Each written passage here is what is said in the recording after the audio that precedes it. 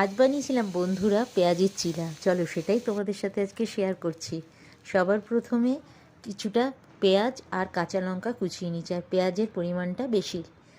আর একটা বাউলের মধ্যে ঢেলে একে একে সব কিছু নিয়ে নিলাম। পরিমাণ মতো নুন, সুজি, আর সুজিটাও একটু বেশি লাগে, আর অল্প একটু আটা। এই আটার বদলে কেউ তোমরা বেসনও ইউজ করতে পারো। তারপরে একে একে হলুদ গুঁড়ো, লঙ্কার গুঁড়ো, আর একটু আমি দিয়ে দিয়েছিলাম চানা মশলা।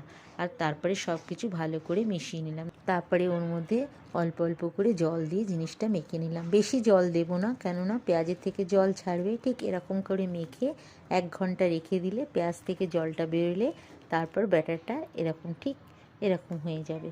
দেখো আমি দিয়েছিলাম চানা মশলা, কিন্তু তোমাদের পছন্দ মতন তোমরা কোনো বি মশলা দিতে পারো, এটা নিজের চয়েস। তারপরে তেল ব্রাশ করে ভালো করে তারপরে ব্যাটারটা ওর মধ্যে দিয়ে 2 মিনিটের মতন ঢেকে দিলাম। 2 মিনিট পরে আবার একটু তেল ব্রাশ করে উল্টে দিয়ে আরও 2 মিনিট ঢেকে দিয়ে তারপরে একে একে সব চিলাগুলো বানিয়ে নিলাম।